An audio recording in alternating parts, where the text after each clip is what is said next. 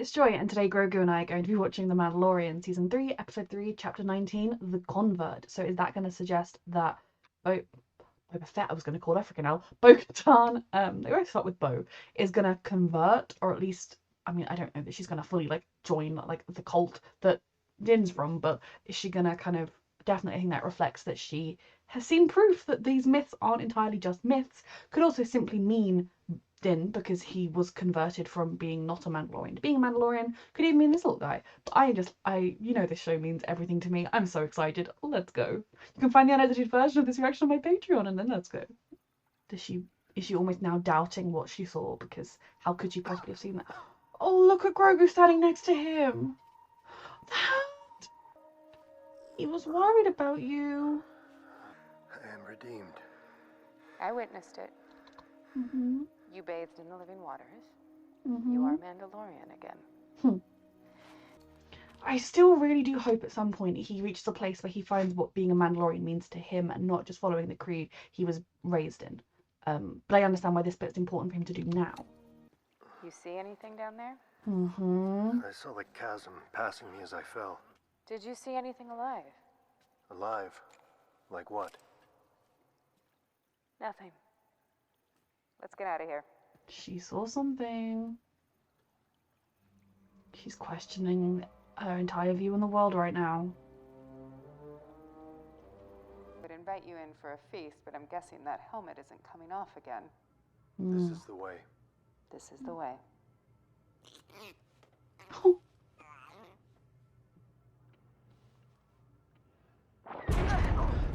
We took it. Was that Grogu trying to join in with it? This is the way? What the fuck has happened? I'm very stressed right now. Part of why I actually wanted to pause wasn't just to focus on Grogu, because I do love him though. I need her to keep pushing him on his I mean, obviously I respect him not wanting to take off the helmet, but until like a year, okay, they said actually a couple of years happened between seasons, but until he met her, he didn't even know it was possible for Mandalorians to take off their helmets and be Mandalorians. So I just need him to figure out that he can, and then we can see Pedro Pascal's face, but most importantly, Grogu can see his dad's face. Like a squadron of TIE interceptors. Oh god. Why? How close are we to Kalevala? Where'd they come from? I've scoped off a lot of Imperial warlords. We tend to get mad when you hijack their ships. I love that the remaining Imperials are just warlords now, but is this just random Imperials, or is this Imperials that somehow linked to Moff Gideon? I love you, I love Mando, I love you, Din Djarin, I love you. And I love the droid. The screaming droid. I would be the screaming droid. Well done. Quick, quick, quick, quick, quick, quick. First time he's really, I mean the pirates he kind of needs to use it, but this is first real test of this ship, really. Don't worry, I grew up flying these cliffs. Of course, it's been a while. I love the droid so much. I love seeing them work together.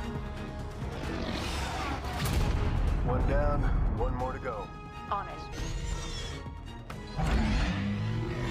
Ooh.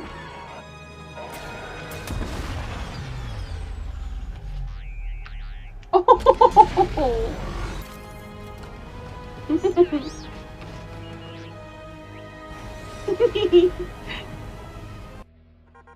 Hang on. Oh no, I'm seeing more? something on the scope. Oh my god, they're bombing her home. No. Fuck.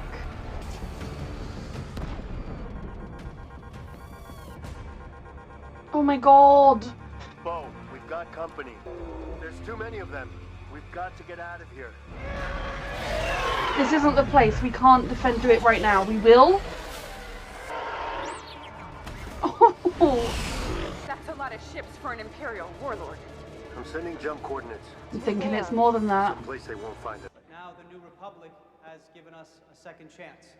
Oof, that guy. Behest of a desperate individual Oh. intent on using cloning technology. Is she also in the amnesty, or is she here to kidnap him? Is she launching the campaign to continue what Moff Gideon did? I'm still convinced Moff Gideon's not dead. They're gonna get him out of prison or whatever. Though that anything would be comfortable compared to the Outer I'm Rim. very stressed about why we're seeing The Outer this. Rim, I can't imagine. My apologies. Empire, Rebels, New Republic, I can't keep track. That's why I should just keep my mouth shut. Amnesty scientist, L-52. You're new. What do you mean? M40, Did they not get names? G68. Doctor. Thanks to the rehabilitation program, I can contribute to the New Republic. Just like you. Just like all of us. I don't trust anybody. I don't trust. I mean, I do believe that there were a lot of people who genuinely didn't have any choice. They were conscripted into working for the Empire. They didn't think they got in over their heads before they could do anything about it. They were low level, so they didn't really make any impactful decisions, etc. But there were also going to be a lot of people who enjoyed working for the Empire, who did it for all the wrong reasons, and. Long live the New Republic. But I also believe in amnesty. Long So. live the New Republic. What do you miss, L-52? Do they not get to know each other's names? From before. Is that just a nice gesture, or is there an ominousness here? Because if it was a nice gesture, you just give them to him. Good morning, L-52. Happy Bindu Day. Why don't they get names? The ethics of cloning are complicated. But if it could help the New Republic, isn't that important enough? I'm worried that she's playing some, like, she could just be genuine. Like, a genuine person, but I'm worried that because she was, like, important on Moff Gideon's ship, I'm worried that she's, like, working him to get him back. Orders. That is the peak of Umate, highest mountain on Coruscant. They say it's the only place. Imagine alarms play, he gets arrested. Please refrain from physical contact with... I do like the idea of giving amnesty to former Empire people, but also holding them to account for anything they did. Like, I don't mean like holding them to account, like giving them a second chance, but when they have to kind of prove and earn in some ways. Still find your current that class of research is expressly prohibited by the Coruscant Accords, Section 13, Subparagraph 7. My apologies. For good Do you have any reason. further questions? If they found out, we'd both be sent back to the Reintegration Institute. Look, She is working for I've Gideon. done a lot of things I'm ashamed of. But if your research really is as important as you say, I'll take that risk. I trust nothing. But it's all still perfectly good. It's Imperial technology. Yes, but they can still be put to good use. If I can have access to the equipment, I'd be happy to demonstrate Can how... I be honest with you? We are really... Forget I asked. I'm sorry, L-52. I know it's Why not easy. do they? I mean, I do think I hold them assure to you it. Like, that I this like is- the idea of the amnesty program and holding them to account, but you can't go. It's like dehumanizing them by calling them numbers. That was wrong when we did it to the clones. Why are we doing it to these people as well? If we're genuinely trying to help them make right what they did wrong and rehabilitate them, call them their names. Truly helping the... No. Have you experienced He's never gonna any be feelings of honest. anger or resentment towards the New Republic government or its representatives? No. Your answer is yes. Apologies if you didn't hear me. Or is that his tell when he's lying or making something up? So he was making up the No. story about why he got into Thank cloning. you for That's his continuing- tell Our when main he objective lies. is to help the Republic, right? Correct. And that supersedes everything else? Oof. It does. So if he breaks all the laws to help the Republic, Thank you this for little droid told him continuing to. be An important part of the The ominous music definitely tells you this is not going anywhere good. This does not end well for you.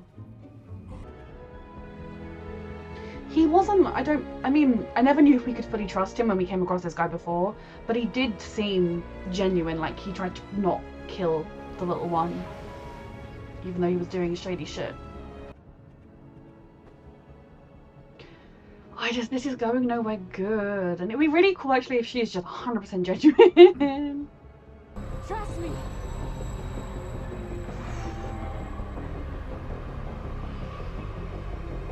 You're going way over your head right now.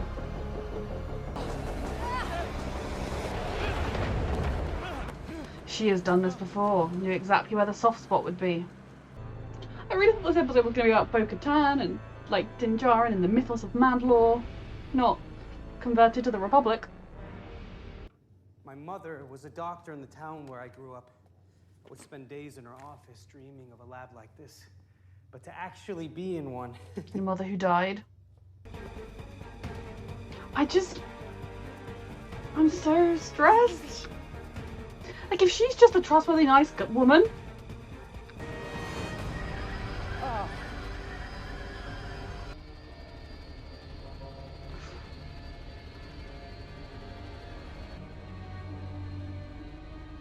Whoa. So it was a sting? Raise your hands, L-52. She was working with them to catch people out? Sinister. Indoctrination by the Empire is challenging to overcome. Fuck. Wait, This is awful. This is a mind flayer. Let me explain. I was just trying to help. He This will was. only take a moment.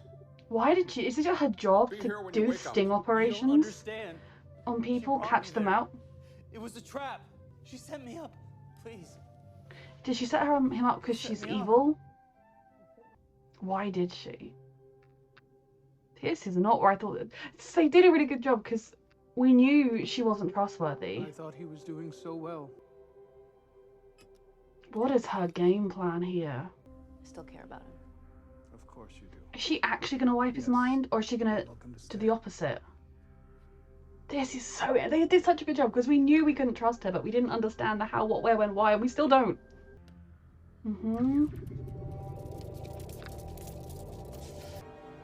Now, is she just against what he stood for, so she's destroying him, or what? So, why did she? What? I'm so intrigued to find out more about. Like, is she still secretly loyal to the Empire and doing Empire shenanigans? Does she hate his cloning technique and everything, and so she just wants to destroy his mind so that he can't? Because she saw him when he told his story about, oh, I became a genetic cloner person because I wanted to save people because of my mother, and he did his ear tug, which is his tell.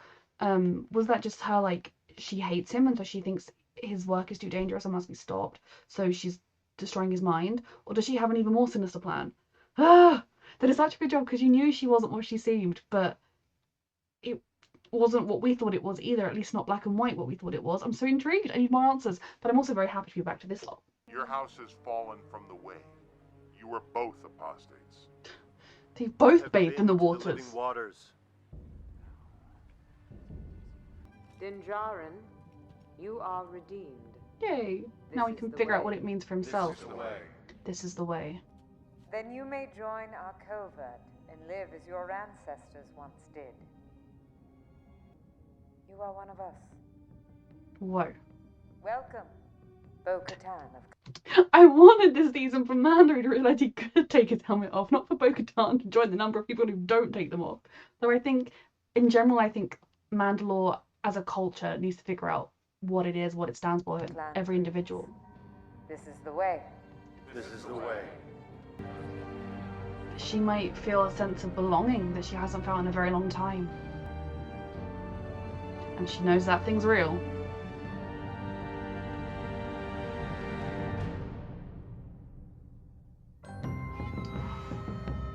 Okay, so that was a very different episode to what I was expecting. The whole stuff with the scientists was, I found it so fascinating. I loved seeing like how the New Republic dealt with people who had worked for the Empire, the idea of the amnesty program. I think they did a really good job of showing you how it worked, its flaws and its successes. Because obviously, to a degree, giving them just numbers and like letters and numbers and that's their name and everyone calls each other like L53, 753, that's so dehumanizing and weird, and it was wrong when they did it to the clones, so it's still wrong when you do it to the ex-Empire people. Now, yes, these people have been, whether they were willing or not, whether they, they chose to join the Empire, and even if that was the case of like, oh, it's my life or serving the Empire, they did it. They still took part in these atrocities at a time when it was clear the Empire was atrocious. But I like the idea of amnesty, of them earning their way back, and I'd like to think that if, when they recruited you, they found that you were just, you were a low-level person on a ship who, your job was to do the maintenance on the kitchens or something, that they would give you a fairly easy ride through amnesty. Whereas if you were a scientist who did atrocious experiments for the Republic, or an officer who sat on the bridge with Moff Gideon, they might give you slightly more stringent restrictions and stringent time to earn your way through. But I like the idea of amnesty. Where they fall flat is the kind of, well, first of all, it's the dehumanizing, it's the giving them numbers. even making them dress a certain way in a uniform to mark them when they walk the streets, everyone can see that person worked for the Empire. Because we saw at the beginning that rich dude who was like, I was almost conscripted. Could you imagine me? Oh, it's all the same to me. I mustn't speak. The people who very clearly benefited from the Empire, participated in the Empire, but they weren't officially in like conscripted, they get away with everything. And they did a very good job of kind of showing you that why should he be marked out as different when they aren't. So the idea of amnesty is good, and maybe even making them wear the pin so that like authorities could identify them. Though I mean, marking people out with a specific, I don't like that. You know, something where like if their ID papers should always say they're in amnesty or whatever. I think they went a little far with it. But I like the principle of it. It's also, you know, dangerous to give amnesty to your enemies because bad people will get through that by claiming, I didn't really do anything. But I still personally believe that helping the majority of people is better than and risking the bad people is worth it. Because we can stop the bad people, and the good people, the innocent people, the people who didn't really have a choice and who want to make things right should be able to do that. Another pitfall they found was their blanket, if it was Empire, we're destroying it. And you know, this doctor, if his research could be used to like clone organs and things, I mean maybe that's already a thing, but like there are probably uses for cloning technology that aren't immoral and wrong. And in our real world, that is a question that if people are going to keep looking into this kind of thing, we're going to have to discuss how far do you go. But just completely like cutting him off from all scientific research and shoving him into some like a filing job or whatever he was doing, even if it was like a sciencey filing job, definitely just makes him more likely to do something stupid like this, to either be recruited by somebody who wants to try and get him to go and do something that they're doing shadily, or steal tech and do some illegal research. I thought they did a very good job of showing you that he really, really wanted to make this amnesty thing work. He was so scared of doing anything wrong. I think when we had seen him before, obviously he was working for the Empire, so we didn't love him, but he was like, I believed him when he was like, I mostly believed him. I think I was a bit like, can we trust him? I mostly believed him that he was trying to stop this one from being hurt too much, and that he wasn't, you know, gung-ho about murdering and slaughtering or whatever like Moff Gideon. He was kind of, he didn't really have a choice, and I did also think he believed in the science and was quite excited by it, but it was interesting to see that character. And then obviously she was using him the entire time. Now I was thinking, oh, she's going to take him to Moff Gideon somehow, or to her own little Empire cell. They're going to put him on a shuttle and whisk him away or whatever. Wasn't expecting her to be actually working with the authorities, and it was entirely I mean, it wasn't, at first I thought it was an official thing, like maybe they were trying to catch out if people in the amnesty program could be persuaded very easily to do something illegal, but it was purely her, and that intrigues me. Is it something to do with him personally? Was it that to do with her past, how she didn't get a chance to be a child or whatever, or to choose to dream of what she wanted to do? Does she blame him for something? Is her anger being taken out on him specifically, or is it part of a wider Moff Gideon style Empire plan? Very interesting, the fact that you did feel really sorry for him when he was in that machine, and like I think what they were doing, again, without a trial, without talking to him, like definitely wrong, and you can definitely see where they are going. They're not as perfect as they want to be, even though I ultimately agree with how the New Republic is trying to do things. I guess if this machine, he was having quite a nice time to begin with. He didn't need it, but maybe it would have been alright. Obviously what she did she flay his mind Empire style? Now was that, and so her personal, like, this man, his research isn't right. Like she saw him tug his ear when he was saying about why he wanted to, oh, his mother died and that was why he didn't want to do it, and then later he's talking about, oh, my mum's office, oh, I was always in my mum's office. Does she kind of think he's too dangerous, so therefore to protect the Republic she needs to destroy his mind so it can't be used by bad people? Or is this an Empire-esque plan? I'm very intrigued, and if it was obvious, tell me and I've missed it, but otherwise I'm excited to see. I guess we'll see more of this. The other thing is there are rumours about what happened to Moff Gideon. There are rumours that he escaped, and someone else thinks they flayed his mind. Now, that would suggest that he was maybe meant to go on trial or something, and then he didn't, and so people are making rumours about where he is. Because if there were rumours that this most wanted criminal was gone, was captured, you'd done something awful to him, you would, you know, release some images of him in prison, you would trot him out for the trial. That would suggest that maybe the trial's been delayed, especially if Grogu was with Luke for like 2 to 3 years. I think they've said if Moff Gideon hasn't had his trial yet, that makes me very afraid that he has escaped. and might still be prowling around. Definitely the attack on Bo-Katan's home, she seemed to be like, this is a lot of power for just a warlord, an Imperial warlord, which maybe suggests it is linked to Moff Gideon and the wider Empire people. I wonder if it could be the founding of the New Order. I don't know when that all started or if that kind of was always there. But that's very stressful because they could have been targeting her because they know, because Moff Gideon knows she was with Din Djarin and Grogu. He knows that like she was a problem, take her out of the equation or whatever. Very interesting.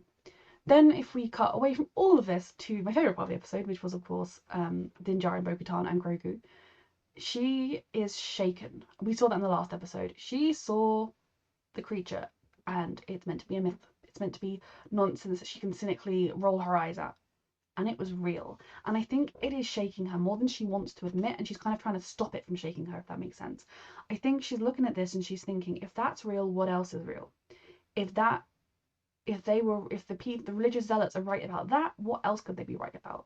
And I do wonder if she's going to consider the whole, this is the way that they are walking, because they're very accepting of her. She's felt lost for a very long time. Even the Mandalorians she was with have abandoned her. She's lost her home. She might actually feel a sense of comradeship and like, this is the connection I've been missing.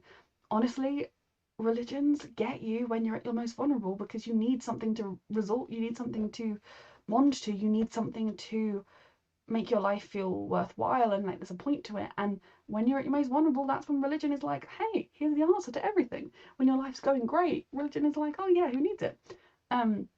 So I could see her joining, and it's kind of frustrating because I really wanted her to help Din Djarin notice that he didn't have to always wear his helmet and that he could find the real way of being a Mandalore, that they are extremists, that there is a point that is maybe between being the extremist and being someone that doesn't believe at all. You can find a middle ground, and I still really want him to do that. But it was very interesting, the whole like them both being bathed in the water because they were. She knows the creature is there. Is she going to tell them at some point? Now this enclave, they're quite kind of content in their little rock, but if Mandalore is safe, are they going to want to go back? Is the Empire still going to be pursuing them? There are so many strands here. I am very glad for Din Djarin that he has been redeemed, that he is no longer an apostate, because it matters to him. And if it matters to him, it matters to me. I think it's important for him going forwards, whatever choices he makes, and I hope he does, like I've said 1,000 times, consider what it means to be a Mandalorian to him and how he wants to do it and what choices he wants to make and how he wants to live his life. But I think if he was doing that from a place of, well, they kicked me out anyway, it wouldn't be true. So now he is welcomed, he is part of them, he's got the Darksaber, the choices he makes are his own and they're not influenced by, well, I really want them to like me again, or, well, they've kicked me out, so fine, I'm doing it this way. It is truly him and his time to make his own choices. I think this little one tried to say this is the way. I mean, he didn't say anything like this is the way, but they both said this is the way, and then this little one was having a chat with us. He said this is the way, and I'm not taking anything else. Also, he was so concerned when Manda hadn't woken up for being in the water. We love you together, okay? This was a very good episode. Probably, you know, it's not going to be my favourite episode because so much of it was not spent with Mando or Grogu, but it was very, very interesting. In all of the Star Wars shows, I love when we just get to explore different pieces of the galaxy in the various time periods. Just exploring what life was like, how things are working. The whole amnesty program was fascinating, and I'm sure we're going to see more of, I can't remember her name, the communications officer and what she's up to, and more of Moff Gideon, and yes, stress all around. Grogu is everything, Din Djarin is everything, Bo-Katan is having some life-changing times. I love the show. A reminder that you can find the unedited version of this reaction on my Patreon, and thank you so much for watching.